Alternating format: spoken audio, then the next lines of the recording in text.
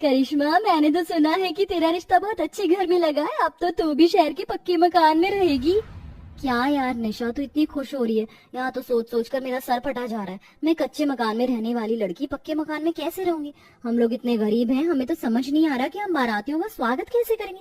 और तू है कि खुश हो रही है। मुझे तो डर लग रहा है कहीं ऐसा ना हो कि मैं अपने ससुराल में मैनेज ही ना कर पाऊं और मेरे ससुराल वाले मुझे घर से निकाल दें। अरे बुद्धू, तू कितनी डरपोक है। तो इतना क्यों डरती है? सब अच्छा होगा।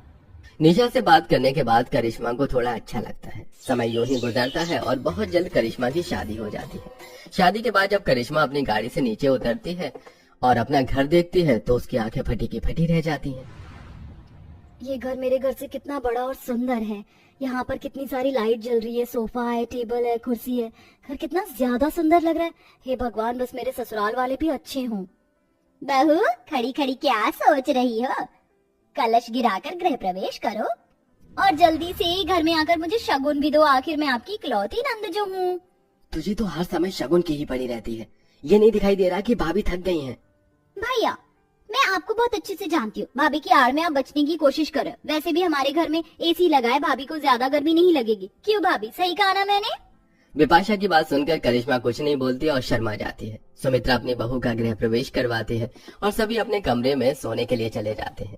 करिश्मा पहली बार मुलायम बेड पर बैठती है और अपने मायके के दिन को याद करती है। माँ, अब तो घर में एक चारपाई ले आओ। रोज जमीन पर सोकर मेरी कमर अकड़ गई है। अरे बेटा, चारपाई हम जैसे गरीबों के घर में कहाँ होता है। पर तू फिक्र मत कर, तेरी शादी मैं अच्छे घर में कराऊंगी जहाँ तू मुलायम बिस्तर पर सोएगी। रहने दो माँ, तुम एक चारपाई तो घर में ला नहीं पा रही और चली मुझे बड़े घर में बिहाने। अरे इतना मुंह क्यों बनाती है? मुंह ना बनाओ तो और क्या करूं? ना तो इस घर में एक छोटा सा पंखा है और ना ही चारपाई, और तुम इतनी कंजूस हो कि पूछो ही मत।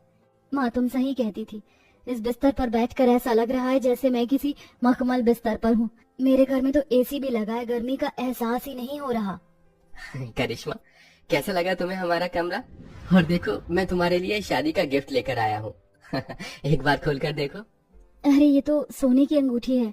ये तो बहुत महंगा लग रहा है, बहुत कीमती होगा ना? इस अंगूठी से ज्यादा कीमती मेरे लिए तुम।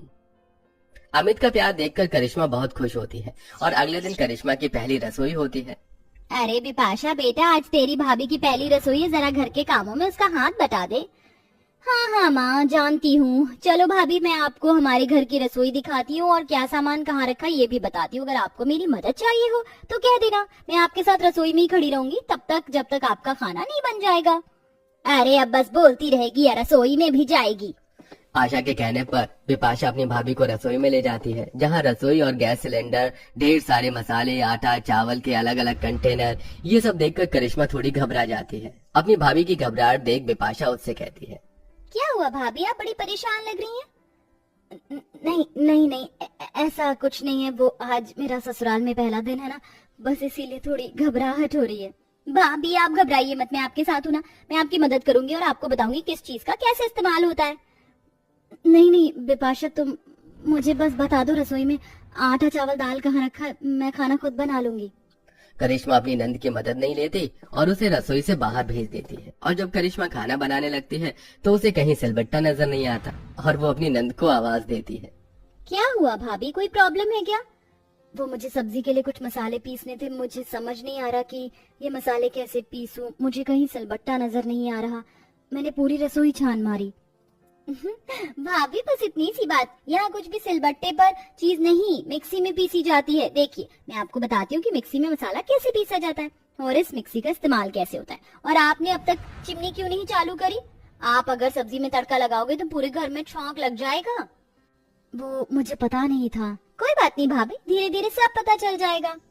इतना बोलकर विपाशा अपनी भाभी को चिमनी, मिक्स और माइक्रोवेव, फ्रिज आदि के बारे में बताती है, जिसे देखकर करिश्मा बड़ी हैरान होती है और एक बार फिर अपनी माँ के साथ गुजरे हुए उन पुराने दिनों को याद करती है जब वो अपनी माँ से खूब सारी शिकायतें किया करती थी। माँ, मुझे सिलबट्टे पर मसाला मत पिसवाया करो, मेरे हाथों में जलन होती है। और क्या जरूरत है इतना ज्यादा खाना बनाने की? हमारे घर में फ्रिज तो है नहीं, शाम तक ये खाना खराब हो जाएगा, फिर कौन खाएगा खराब खाना? हे भगवान, इस लड़की के कितने नखरे हैं। बेटा तेरी माँ इतनी अमीर नहीं है जो तुझे रानी बना कर रखे। ससुराल में जाकर रहना महारानी की तरह, वहाँ तुझे सारी सुविधा की चीज मिल जाएंगी। माँ तुम तो ऐसे बोल रही हो जैसे कि तुम मेरी शादी पता नहीं कितने अच्छे घर में करोगी। जाना तो मुझे गरीब घर में ही है। अगर तेरी शिकायतें खत्म हो जाएं तो खाना बनाकर कपड़े भी धो लेना। क्या आज भी कपड़े मैं धोऊं? माँ कभी तो तुम भी धो लिया करो। बेटा यहाँ तो तुझसे 2 जने के कपड़े नहीं धुलते, ससुराल में क्या करेगी? ससुराल में कैसे अपने पति, सास, अपना और अपनी नंद के कपड़े धोएगी? भगवान ना करे अगर तुझे बड़ा परिवार मिल गया तो। ये लीजिए भाभी, मैंने आपका मसाला भी पीस दिया, चिमनी भी चला दी और सारी बोतलें भरकर फ्रिज में भी रख दी हैं। और माइक्रोवेव का इस्तेमाल कैसे किया जाता है मैंने आपको ये भी बता दिया। थैंक यू बिपाशा मेरी मदद करने के लिए, क्योंकि आज से पहले तो मैंने ये सारी चीज कभी देखी भी नहीं और यहाँ इतना सब कुछ है जिसके बारे में मुझे पता भी नहीं। भाभी फिक्र मत करो, हम सब हैं ना, हम आपकी मदद करेंगे। इतना बोलकर बिपाशा वहाँ से चली जाती है। अब इसी तरह से कुछ दिन बीत जाते हैं और समय के साथ धीरे धीरे करिश्मा अपने ससुराल में ढलने लगती है। ऐसे ही एक दिन करिश्मा की दोस्त निशा आती है। अरे निशा तू यहाँ अचानक? गांव में सब ठीक तो है? हाँ यार गांव में सब ठीक है। कुछ महीने बाद मेरी शादी, इसलिए सोचा कि तुझे आकर शादी का कार्ड दे दूं और तुझसे मिल भी लूं। वैसे तेरा ससुराल तो बहुत अच्छा है। वैसे तू क्या काम कर रही है? मैंने तुझे काम करने में परेशान तो नहीं किया? अरे नहीं निशा, ऐसा कुछ नहीं है, यहाँ सब कुछ बहुत अच्छा है। और मैं कपड़े धो रही थी। अच्छा तू यहीं रुक, मैं तेरे लिए कुछ खाने के लिए लाती हूँ। क्या तू कपड़े धो रही थी और मैंने आकर तुझे परेशान कर दिया? बहुत सारे कपड़े होंगे ना तेरे पास, और तुझे तो कपड़े धोना बिल्कुल भी पसंद नहीं। अरे यार मैं यहाँ पर हाथ से कपड़े नहीं धोती, यहाँ पर कपड़े धोने के लिए वॉशिंग मशीन है, यहाँ तक कि घर में ही प्रेस भी रखी है। मैं तो अपनी साड़ियाँ खुद ही इस्त्री कर लेती हूँ। और यार तू बिल्कुल सही कहती थी, मेरा ससुराल बहुत अच्छा है, मैं बहुत अच्छे घर में आई हूँ। तेरी खुशी से साफ साफ नजर आ रहा है मुझे कि मेरी बातें बिल्कुल सही निकली। ये ले मेरी शादी का कार्ड, अगले महीने मेरी शादी है, तुझे मेरी शादी में जरूर आना है। मैं तेरी शादी में जरूर आऊंगी। और अब तू आ ही गई है तो कुछ देर रुक जा, मैं अभी तेरे लिए नाश्ता लेकर आती हूँ। करिश्मा अच्छे से अपनी दोस्त का वेलकम करती है और उसे चाय नाश्ता देती है। जब सुमित्रा को पता चलता है कि करिश्मा की दोस्त आई है तो वो भी उससे मिलने आती है। अरे बेटा अब आई हो तो एक दिन रुक कर ही जाना। आंटी जी आप सबसे मिलकर बहुत अच्छा लगा, पर मैं यहाँ नहीं रुक सकती। आप सब मेरी शादी में जरूर आना, और अब तो मैं शादी के बाद ही अपने पति के साथ आ पाऊंगी। अच्छा अब मैं चलती हूँ। अरे बेटा ऐसे कैसे जा रही हो? 2 मिनट रुको, बहू जरा मेरे कमरे से कुछ पैसे और कपड़े ले आ। तेरी सहेली पहली बार घर आई है, मैं उसे खाली हाथ तो नहीं जाने दे सकती। और हाँ, अमित को फोन करके पूछ ले वो कहाँ है। बेटा तू 5 मिनट और रुक जा, अमित आकर तुझे बाइक से छोड़ देगा। सुमित्रा के फोर्स करने पर निशा मान जाती है और कुछ देर बाद अमित घर आता है और निशा को अपनी बाइक से घर छोड़ कर आता है। ये सब देखकर निशा को बहुत अच्छा लगता है। तो वहीं समय के साथ धीरे धीरे करिश्मा अपने ससुराल वालों के रंग में रंग जाती है और इसी तरह एक खुशहाल जीवन जीती है।